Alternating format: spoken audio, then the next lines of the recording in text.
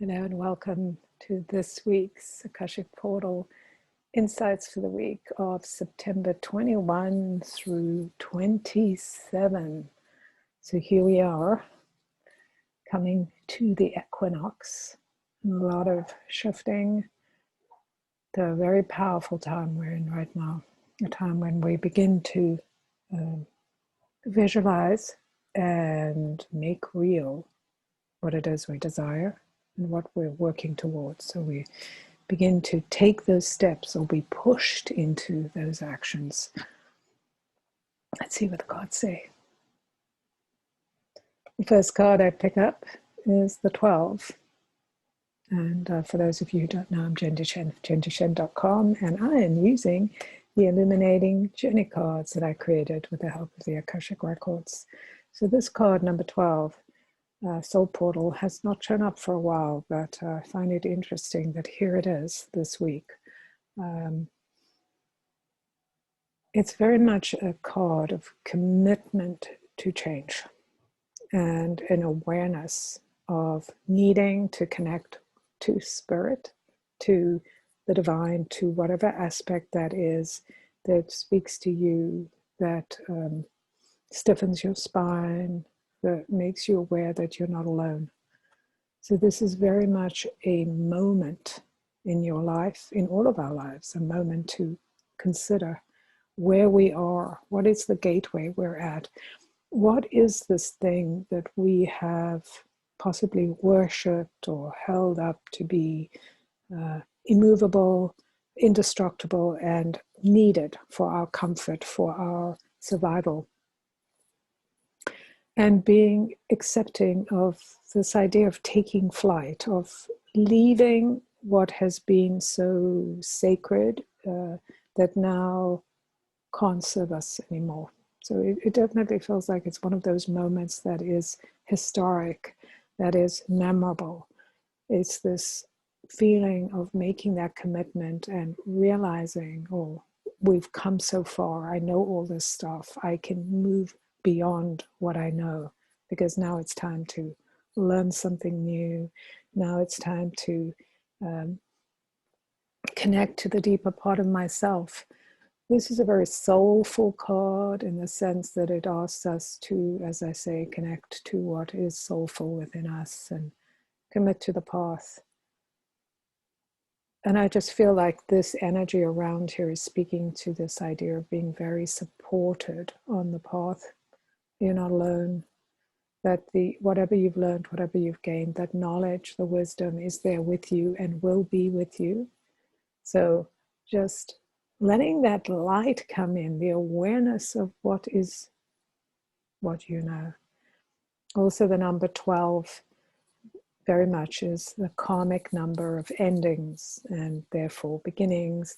It's a number that invites you to activate your knowledge, to turn it into wisdom. All the things you've learned up till now, all the skills you've gained, now it's time to move through and take that next step, the step that you have feared and yet feels so necessary now.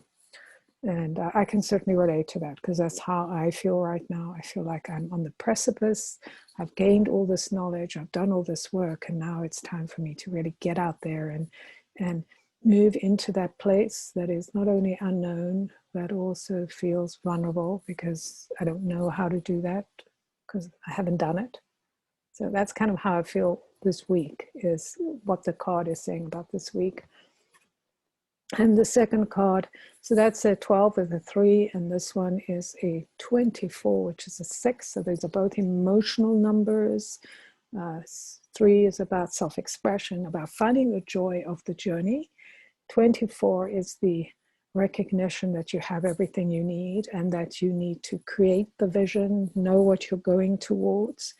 Really important right now to have a vision that's not just about fear or just about lack or what you're losing, but instead focusing on what you're gaining or what is available to you, what is becoming part of your life now that you can see a bigger picture and know that, yes, for so long I have lived in an idea that if I just behave a certain way, everything will fall into place. And now I'm realizing, oh, I have to do other things because those certainties are dissolving. And so what do I want?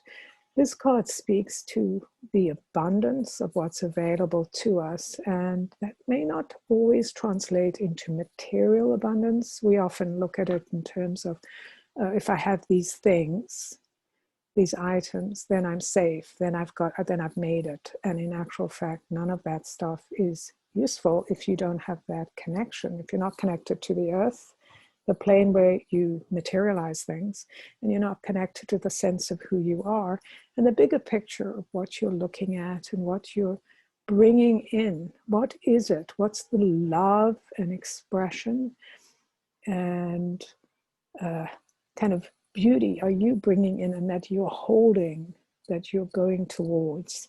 So what kind of behavior do you need to cultivate? What values you need to really get clear about and articulate out into the world? And so you can find the love, right? Love for your community, love for yourself, love for the environment you're in, and expressing joy in what there is in this moment, as difficult as it is. There is so much joy in being able to connect with others, in feeling that sense of freedom, of birthing something new, nurturing this voice, these values, these things that you have dreamt of are now available for you to bring into reality. So it's how are you bringing it in? And one of the things that's coming up for me as I look at the card is, and that's true of both these cards, is we have the opportunity to fall for the illusion or stay in that small place where we feel comfortable and we can deny or refuse to look at what's beyond, or we can really step into this, into ourselves, into this moment and go, I'm gonna do this. I'm gonna really stretch myself to do things and hold myself responsible to the actions and the words that I'm taking and my responses, really looking at how I'm impacting my own experience and how I want to impact my own experience. So that's really what's coming through here. And the third and final card, so how powerful is this, is one of the tool cards, which is about flight, taking flight. So, there's so many ways we can take flight. And one way we can take flight is what we often think of about is running away or, going, I can't deal with this, I'm leaving. Or it's the taking flight, I am afraid, there are all these things, and I'm going to do the thing I need to do to set my boundaries, do harder things, expect things from others, and just, not get caught up in it. So there's many ways we can take flight, and it speaks to what I just mentioned, which is that idea of being, let's see if I hold it like this, maybe it'll work better. The idea of being cognizant of what is your responsibility, what is yours to do, to get clear about your values, clear about your vision, see people clearly. So you're not denying who they are, but you're also not blaming them for being human, right? Like, oh, you're a terrible human, you did something wrong. And it's just being in that place of compassion, of love, of yes, you did things that maybe I don't agree with. I've done things maybe I don't agree with. Where am I out of sync? How can I hold you in love, but still not kind of enable you to do things that are not healthy for me, right? By setting my boundaries, by saying this is unacceptable, by setting an example, doing the things that I need to do. So which way are you willing to take flight with this opportunity now to connect to the spiritual world and your spiritual truth and all that is, your imagination and all that knowing, and to the physical world, the things you desire to experience and feel, right? And how do you take flight so you can actually bring that you desire into wholeness, into balance right now? Because these are the moments where you're preparing even more for the journey you're taking. And these are the things that are guiding you to prepare for that journey and to let go of things that are holding you back. And I know we say that all the time, and it seems so easy. But one thing we can do is look around what we have and decide to part with things that may feel comfortable, but that are somehow restricting us. So as an example, I'm thinking I might move or something. I don't know. I just feel like it, like I'm going to move. And I'm not sure where I'm moving to. So I have all these things around me, even though I don't have that many things. I live in a small space. But I'm like, okay, how can I let go of these things that I still love so that I can make more space for myself? So I can see a bigger picture and take flight, like I'm freeing myself from my possessions is allowing me to see more clearly, to bring more space into my world.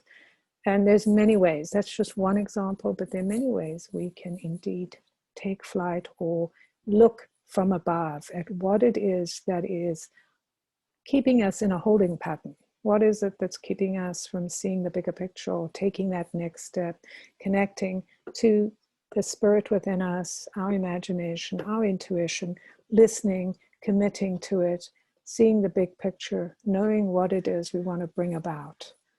And so much of this is about how we want to feel, what we want to experience. It's not so much about the things we have, because things represent feelings. Things represent some kind of truth to us. But we want to know that that truth is real and it is being embodied within us. And that to me is the reading this week. Let me know what lands for you, what came up for you. I'd love to hear it. And this week, September 24th, I am offering a free class, the 3 things you need to experience a better and better life.